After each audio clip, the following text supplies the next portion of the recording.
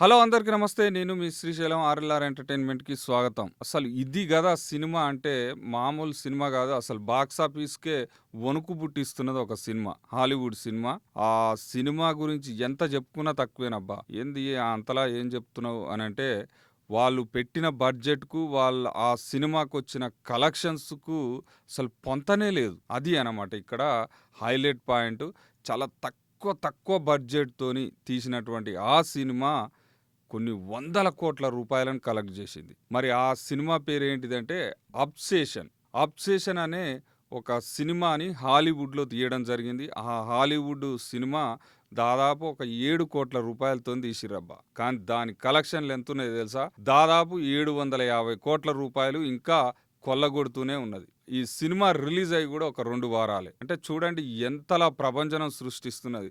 ఇది గదా కావాల్సింది. అంటే ప్రొడ్యూసర్ యొక్క గల్లపెట్టె నిండాలంటే గీ టైప్‌లో ఉంటే అసలు ఆయనకు 3 పూలు 6 కాయలు అన్నట్టే ఉంటది ఆయన జీవితం. ఎందుకు అంటే ఎంత లాభాలు అసలు ఒక సినిమా తీస్తే ఇప్పుడు ప్రస్తుతం తెలుగు ఇండస్ట్రీనే తీసుకుంటే వందల కోట్లు పెట్టి తీస్తాం. తీరా చూస్తే దానికంటే ఒక 400 కోట్లు పెట్టి తీసిండంటే 500 కోట్లు రాబట్టాలంటే కింద మీద పడుతున్నాయి సినిమాలు.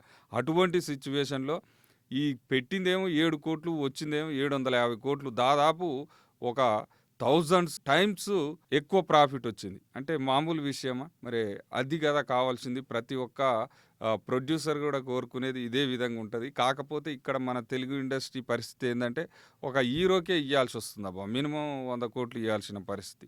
మరి ఆ 100 కోట్లు ఇచ్చినా గానీ ఆ సినిమా హిట్ అయితదా? ఫట్ అయితదా? అంటే గ్యారంటీ లేదు. ఆ స్టోరీ ఉండాలి. మంచి కంటెంట్ ఉండాలి. డాన్స్ ఉండాలి. పాటలుండాలి. యాక్టింగు, మ్యూజిక్కు, పాటలు ఇట్లా అన్నీ అందుకే గదా 24 ఫ్రేమ్స్ అనేది. అంటే 24 రకాల ఫ్రేమ్స్ అన్నీ గూడా సమపాలలో ఆ యొక్క చిత్రానికి పనిచేసినట్లయితే ఆ చిత్రం అవుట్‌పుట్ పర్ఫెక్ట్‌గా వస్తే అప్పుడు హిట్ అయితది. దాంట్లో ఎలాంటి సందేహం లేదు. సరే ఏదేమైనప్పటికీ మొత్తానికైతే అసలు బాలీవుడ్ గాదు హాలీవుడ్‌నే షేక్ జేస్తున్నటువంటి సినిమా 'అబ్సెషన్'.